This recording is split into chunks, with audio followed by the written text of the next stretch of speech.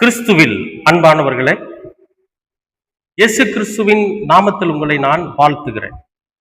இன்றைய அனுதின உணவிற்காக கர்த்தர் நமக்கு கொடுக்கிற வார்த்தை சங்கீதம் 27ஆம் அதிகாரம் 14வது வசனம். கர்த்தருக்கு காத்திரு, அவர் உன் இருதயத்தை சிறப்படுத்துவார், திடமனதாயிருந்து கர்த்தருக்கே காத்திரு. அன்பானவர்களே, கர்த்தருக்கு காத்திரு, அவர் உன் இருதயத்தை ஸ்திரப்படுத்துவார், திடமனதாய் இருந்து கர்த்தருக்கே காத்திரு என்று சங்கீதக்காரன் சொல்றார். கர்த்தருக்காக காத்திருக்கணும் அப்படின்னா என்ன அர்த்தம் அப்படின்னு கேட்டீங்கன்னா, கர்த்தர் நமக்கு செய்கிற நன்மைகளுக்காக காத்திருங்கன்னு அர்த்தம். இந்த உலகத்துல பொல்லாத மனிதர்கள் மூலம் நமக்கு நிறைய விஷயங்கள் நடக்கும். அது நடக்கலையே அப்படிங்கிறதுக்காக வேண்டி, நன்மையான காரியம் நம்முடைய வாழ்க்கையில நடக்கலையே அப்படிங்கிறதுக்காக வேண்டி ஒரு தப்பான காரியத்துக்கு போயிடாதீங்க. நம்முடைய வாழ்க்கையில ஒரு செழிப்பான ஒரு சூழ்நிலை வரலையே அப்படிங்கிறதுக்காக வேண்டி ஒரு தப்பான காரியத்துக்கு போயிடாதீங்க. நாம நினைச்சது நடக்கலையே அப்படிங்கிறதுக்காக வேண்டி புதிதான ஒரு காரியத்துக்கு போயிடாதீங்க. நீங்க கர்த்தர் உங்களுக்கு என்ன வாக்குத்தத்தம் பண்ணி இருக்கிறாரோ அந்த காரியத்தை கட்டாயம் நிறைவேற்றுவாரு. அதனால கொஞ்சம் வெயிட் பண்ணுங்க, காத்துருங்க, திடமனதா இருங்க. நீங்க ஒன்றும் சோர்ந்து போயிடாதீங்க. ஐயோ, என்னுடைய வாழ்க்கையில எதுவுமே நடக்கலையே, என்னுடைய வாழ்க்கையில ஆண்டவர் சொன்ன எந்த காரியமும் நடக்கலையே, நான் என்னுடைய வாழ்க்கை இப்படி கேள்விக்குறியா இருக்குது, நான் எதற்குமே பிரயோஜனம் இல்லாத போயிட்டு இருக்கிறேனே அப்படின்னு சொல்லி உடனடியா சடனா ஒரு முடிவு எடுத்துறாதீங்க. ஏன்னா நம்மை கொண்டு கர்த்தர் ஒரு பெரிய அற்புதத்தை செய்ய காத்திருக்கிறார். இன்னொன்னு, நமக்கு என்ன வாக்குத்தத்தம் கொடுத்திருக்கிறாரோ அந்த வாக்குத்தத்தத்தை கட்டாய கடவுள் நிறைவேற்றுவார். இயேசு கிறிஸ்து ஒரு நாளும் நமக்கு பாத்தீங்கன்னா துன்ப காரியங்களையோ அல்லது வேற தப்பான ஒரு சூழ்நிலையவோ உருவாக்குவதற்கு அனுமதிக்கவே மாட்டார். நாம நம்முடைய வாழ்க்கையில ஒரு சில காரியங்களினால வழிவிலகி போய் தப்பான ஒரு சூழ்நிலையில நம்மளை அறியாமையா நம்ம சிக்கிக்கிட்டு நாம முழிச்சுக்கிட்டு இருக்கக்கூடிய ஒரு நிலைமை வந்துடக்கூடாதுங்கிறதுக்காக இந்த இம்மானுவேலர் என்ன சொல்றாருன்னா, நீங்க கர்த்தருக்கு காத்திருங்க, திடமனதா இருந்து காத்திருங்கிற. நீங்க எந்த சூழ்நிலையிலும் மனசு விட்டுறாதீங்க. நிறைய பேரோட வாழ்க்கையில அந்த சம்பவம் தான் நடக்குது. என்ன பண்றாங்கன்னா, மனசு விட்டுருவாங்க.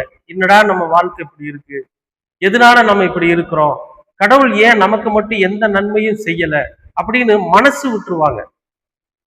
ஒருவேளை நீங்க அப்படிப்பட்ட ஒரு சூழ்நிலையில இருந்தீங்கன்னா தயவு செஞ்சு உங்களை மாத்திக்கிங்க.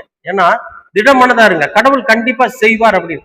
அதாவதுங்க, இந்த உலகத்துல வாழ்றப்போ சின்ன சின்ன கஷ்டம், சின்ன சின்ன பிரச்சனைகள், அப்புறம் பசி, பட்டினி, அதாவது அலைச்சல், இதெல்லாம் இருக்கதான் செய்யுங்க.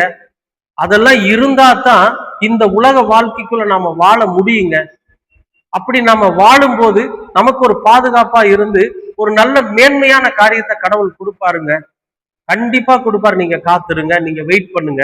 ஏன் சொல்றேன்னு கேட்டீங்கன்னா, நான் ரொம்ப அலைஞ்சு திரிஞ்சு எதுக்குமே பிரயோஜனம் இல்லாதவனை போலதான் என்னோட வாழ்க்கை இருந்துச்சு. அப்ப எனக்கு திடீர்னு ஒரு ஆண்டவர் மேல நமக்கு ஏதாவது ஒரு நன்மை செய்வாரா அப்படின்னு சொல்லி நான் வேண்டிட்டு இருக்கிறப்ப எனக்கு ஒரு வாக்குத்தத்தத்தை எங்க அம்மா மூலியமா ஆண்டவர் சொன்னாரு. நான் உண்மையிலேயே அதுக்காக வெயிட் பண்ணிட்டு இருந்தேன்னா வீட்டுல உட்கார்ந்துட்டு இருக்கல, என்னுடைய வேலையை நான் செஞ்சுக்கிட்டே இருந்தேன். என்னுடைய உழைப்புல சோர்ந்து போகாம நான் உழைச்சுக்கிட்டே இருந்தேன். என்னுடைய தேடல்ல நான் குறைவு இல்லாம தேடிக்கிட்டே இருந்தேன். ஒரு குறிப்பிட்ட நாள் வந்தப்ப கர்த்தர் ஏற்ற காலத்துல எனக்கு ஒரு வேலை வாய்ப்பு கொடுத்தாரு. இன்றைக்கு எந்த விதமான நான் பெரிய ஐஸ்வர்யவானாவோ 10 பேருக்கு செலவு பண்ணக்கூடிய அளவுக்கோ நான் இல்லை. என்னுடைய குடும்பத்திற்கு, என்னுடைய போஜனத்திற்கு, என்னுடைய தேவைகளுக்கு, அன்றாட தேவைகளுக்கு என்ன இருக்குதோ கர்த்தர் என்ன போஷிக்கிறார். நான் எந்த சூழ்நிலையிலும் சமாதானத்தை இழந்து போகாத அளவுக்கு கர்த்தர் என்ன வழி நடத்துறார். என்னை வழி நடத்துகிற கர்த்தர் உங்களை வழி நடத்துவார். எனக்கு நன்மை செய்த கர்த்தர் உங்களுக்கு செய்வார். அதனால தயவு செஞ்சு மனசு விட்டுறாதீங்க. எந்த சூழ்நிலையிலையும் ஆண்டவர் எனக்கு எதுவும் செய்யலையேன்னு நினைக்காதீங்க. கண்டிப்பா அவர் உங்களுக்கு செய்திருக்கிற வாக்குத்தத்தத்தின்படி உங்களுக்கு நன்மையான காரியத்தை அவர் செய்வார். கொஞ்சம் வெயிட் பண்ணுங்க, தைரியமா இருங்க, மனசு விட்டுறாதீங்க. உங்களுடைய தைரியம் தான் கர்த்தருக்கு பிடிக்கும், உங்களுடைய வைராக்கியம் தான் கர்த்தருக்கு பிடிக்கும், உங்களுடைய விசுவாசம் தான் கர்த்தருக்கு பிடிக்கும். மிக மிக சமீபத்துல நீங்கள் எதிர்பார்த்திருக்கிற நன்மை உங்களை தேடி வரும். விசுவாசத்தோடு ஜெபம் பண்ணுங்க. அன்பின் பரலோக பிதாவே, நாங்கள் உம்மை திடமனதோடு உம்முடைய நன்மைக்காக காத்திருக்கிறோம்.